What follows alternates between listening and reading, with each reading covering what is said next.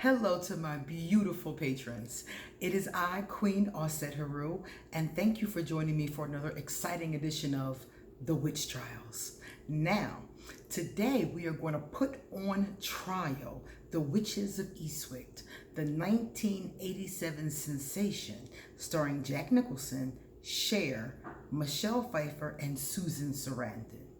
Does this movie live up to any witch accuracy? We're about to find out. Let's get started. Now, first and foremost, full disclosure, I love this movie. This movie has been one of my favorites since I first saw it. So first I'm going to tell you a little summary about the movie. Then I'm going to tell you what vices and what virtues this movie actually has. First and foremost, this movie is set in a small town. Many of these witch movies I've come to find are set in small towns because they expect people in small towns to be more closed-minded, which is sometimes the case, and sometimes they're just very, very Christian, which we're going to see in this movie as well. The bottom line is that in this movie, the devil, played by Jack Nicholson, he did such a superb job. Anyway, the devil comes to town and seduces three friends. These three friends are, of course, Cher, Susan Sarandon, and Michelle Pfeiffer. The three of them are beautiful women. Two of them are divorced, and Cher's husband is gone. He's died, so Cher's a widow. They have children, all except Susan Sarandon, and they hang out together every Thursday, and they drink and they talk. So the devil comes to town, seduces them, and people start going insane. One person goes insane, and her husband ends up going insane and killing her. So, you know, they're hanging out with him. They're all sleeping with him, and it's like kind of like polyamorous kind of thing. Their kids are hanging out at the mansion because he owns this big mansion, and they're having all this fun. But when this man, who is Michelle Pfeiffer's boss, kills his wife, suddenly they're like, maybe this little witchcraft thing isn't all fun and games. So they decide to escape him, and they have to basically hex him to get away from him. So it's a very interesting movie. It's supposed to be a comedy. I didn't find myself laughing at a lot, but I did find myself enjoying it. I've always liked this movie, mostly because I like Jack Nicholson's work. Now, let's get to the nitty-gritty. Let's talk about the vices. This movie had a lot of vices. I think I counted 11 vices. Vices are things that do not happen in witchcraft. Probably would never happen. Maybe an exaggerated version of something that could happen, but definitely not in this form. Vice 1. In the beginning of the movie, they're playing a game of tennis. And as they're playing tennis, he is controlling the ball with magic. Now, anybody with common sense would know that this cannot possibly happen, but I'm pointing it out and I'm calling it a vice anyway, because there are some people who would believe that maybe through levitation this could happen. This is not going to happen. This is all Hollywood special effects. Number 2, the devil seducing women into craft, another vice. Why is this one a vice? This one is a vice because this is a very common misconception that has gone on for centuries about witches. People swear that we're enticed by the devil and that we dance with him in the pale moonlight. The truth is, most pagans don't even believe that there is a devil or have a devil figure in their mind. We all know that negativity does occur and there is evil and there are some other negative little nasty entities out there. But the devil is a Christian, 100% Christian manifestation. That's all theirs. The rest of us do not believe in the devil.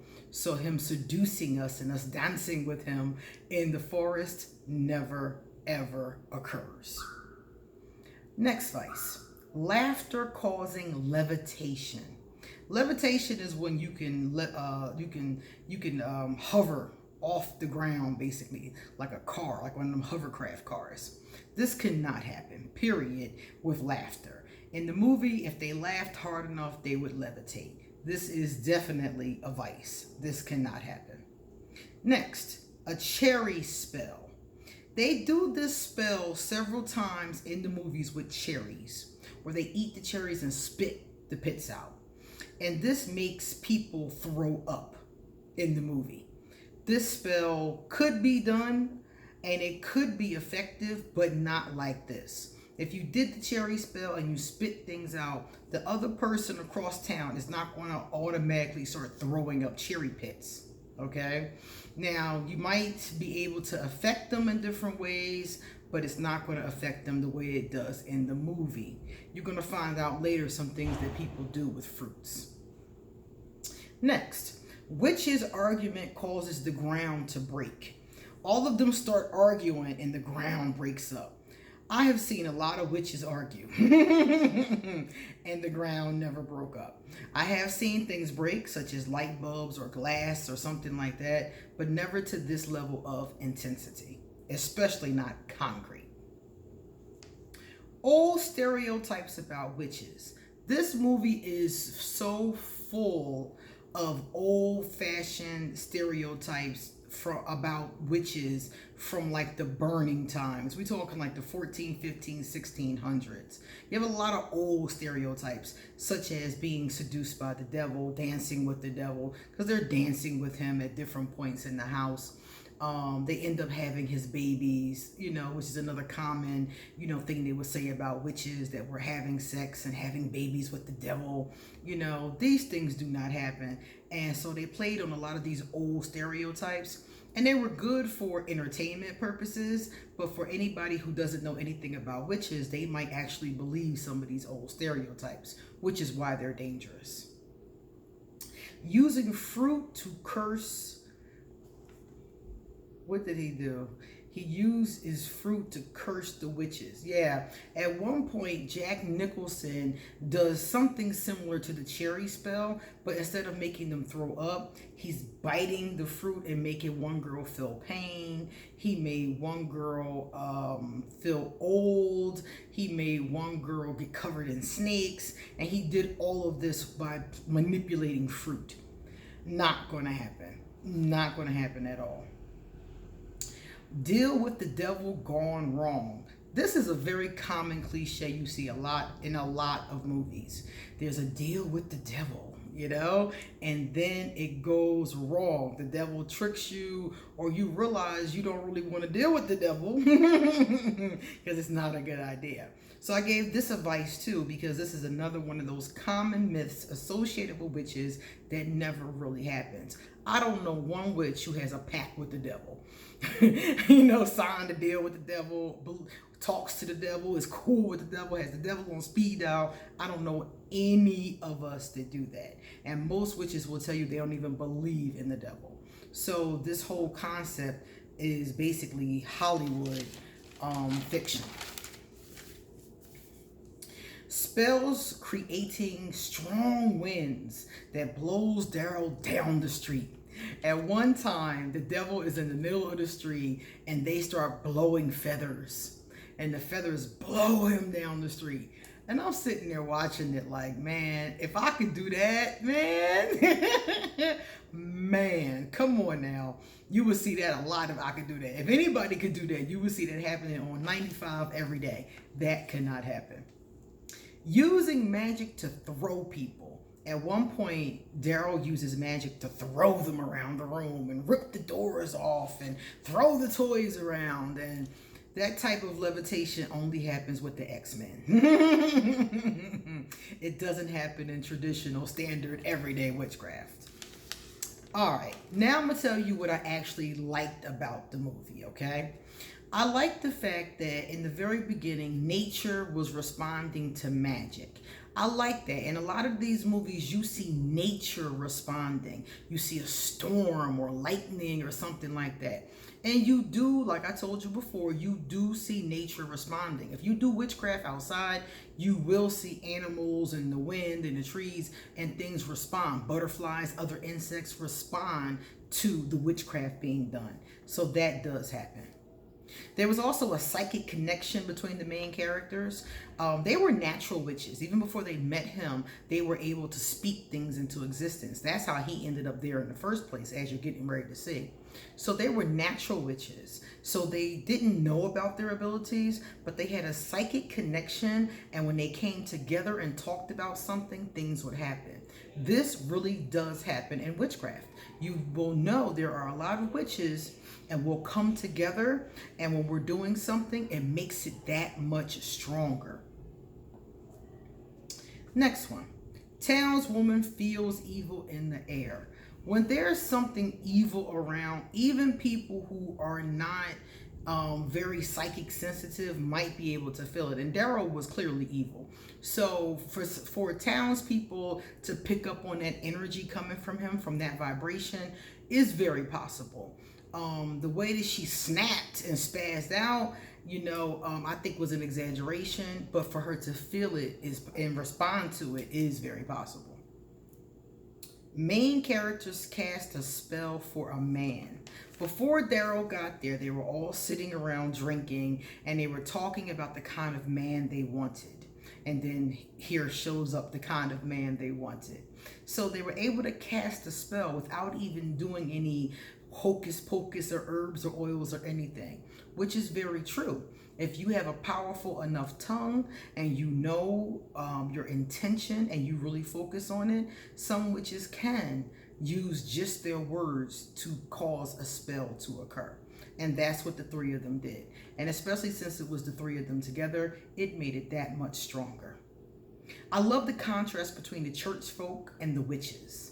The church folks were all sanctified and, holy and faking, pretty much faking it. But, they were doing their thing. They were trying to look respectable in the eyes of the community. And the witches were just enjoying themselves. They were allowing themselves to be. They were being free-spirited. And throughout the movie, this is criticized. Susan Sarandon is called a slut for not wearing a bra, So there's a lot of that, and I love the contrast between the two. Here you have the happy, free witches minding their business, and then you have the unhappy, miserable church folk trying to make them feel like shit for enjoying their life. And I'm like, look at that. Look at the contrast with that. I liked when they did do a spell. They didn't do a lot of witchcraft in this movie, but when they did do a spell using things, I thought it was really cool. Because they did get hair for the spell, which we really do use hair. They used hair for a reversal spell, a banishing spell to get Daryl to go away. So they used hair, they used candles, they used rum, then they used a pitcher.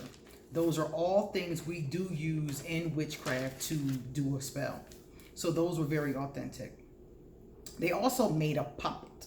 A puppet is basically, a lot of you may have seen movies where they have a voodoo doll. In witchcraft, we don't use a voodoo doll. A voodoo doll is specific to New Orleans magic, the tourist district, and it's also specific to Hollywood. I don't know which one of them came first, but they both use that term. We don't use the term voodoo doll. We use the term puppet. That's generally what it is. So in the movie, they do make a puppet. And they make it out of wax, which I've actually seen people make puppets out of wax. You can make them out of wax, you can make them out of clay, you can make them out of flour, you can make them out of Play-Doh, you can make them out of fabric. It's a lot of different things you can make a puppet out of. And they do make a puppet of Daryl and then use that puppet to put hexes on him. They stick it with pins and they do all kind of things to the doll and eventually end up throwing it in the fire to get rid of him. Now, in real life, I have seen people stick the puppets with pins. I have seen them use the puppets, but I've also seen them use the puppets for good. I've seen somebody make a wax puppet as a healing tool. They took the puppet of a person who was far, far away and they really couldn't, get to them to doctor on them, and they doctored on this wax puppet. Put the healing herbs on it, prayed on it, put it on their altar, and the person got better. So a puppet doesn't have to be to harm somebody, even though you can use it for that purpose. It can also be used to heal and help somebody as well. So this wasn't a very long movie, and it didn't have a lot of witchcraft in it, so I didn't have very much to say. So it looks like there were about 11 vices in this movie. I did like a lot of things about it. Like I said before, this is one of my favorite movies. I would watch this movie anytime. But as far as witchcraft is concerned, I can't give it more than a C, because it had so many vices in it. It had so many things in it that were just straight up made up, straight up fiction. So it gets a C as far as its authenticity and accuracy, but I would have to give it an A as far as entertaining. This is a very entertaining movie. Jack Nicholson plays this role to the T. He is the perfect devil. His personality, his eyebrows, his facial expressions, he is one of the best devils I've ever seen. Even though I have seen some other ones I liked a lot. For instance, Al Pacino. Al Pacino played a great devil in that movie. What was it called? I can't remember the name of the movie, but it was Al Pacino and Keanu Reeves. And that was a really good movie too. But again, this one is about witches, so we'll stick with the witches. Now, as far as witches are concerned, Cher, Susan, and Michelle played pretty interesting witches. They weren't very stereotypical. They didn't have on like the stereotypical outfits. They learned a spell. The spell that they did on him, they actually got from a spell book. That was another thing I liked. He had a spell book in his library. So, again, it was a really great movie, but the actual parts of it that were supposed to be really witchcraft, it really isn't that great. That one spell they cast at the end was pretty decent, but it was so over exaggerated, it was so many special effects in it that it just over exaggerated the whole thing. If a real witch had done that spell, you wouldn't have seen Daryl blowing down the street. He wouldn't have started throwing up. You wouldn't have seen any of those things if they had done the same spell to him. What would have happened is he just would have gradually lost interest in them, and it was a banishing spell. So if they would have stayed away from him, he would have gradually lost interest in them and moved on. But the way that they showed his banishing, he was physically banished, like blowing down the street. It was just so over exaggerated. So that's the only problem that I had as far as that aspect was concerned, because what they did was something you actually could do. Now, lastly, let's talk about the fruit. Some people will use the fruit the same way they use the poppet.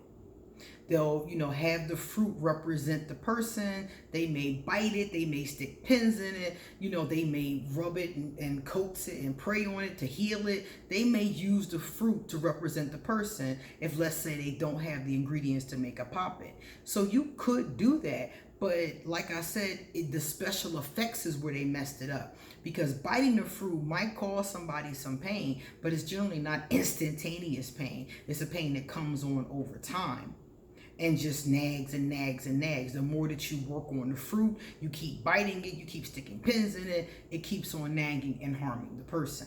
So these kind of things could happen. Again, it was just too many special effects. You're not going to bite it and instantaneously they get a hemorrhage and pass out on the floor like Michelle Pfeiffer did. They might get a pain in their stomach, and that pain may get more intense. That pain may even turn out to be something serious like an ulcer or something like that. But the way that they did it, that's the whole thing about a lot of these movies that you're going to see. The special effects is what fucks it up. Without the special effects, it's actually pretty accurate. But once they put in the effects and she passing out and she hemorrhaging on the floor and that kind of stuff is going on, that's when it's gone into the realm of fiction and it's lost all of its juice as far as craft is concerned. Okay? All right, guys. So that's the Witches of Eastwick. Come back soon, because next week I'm going to do another great movie. I haven't decided which one I'm going to do next week, but come back soon so you can check it out, okay? All right, guys, it's time for me to get going. Thank you so much for being my patron. Thank you for your support. Thank you for watching the videos. Thank you for your love and your affection and your kind words and your inboxes and your emails. You guys are awesome, and I hope you like the witch trials. See you next week for episode 4. Deuces.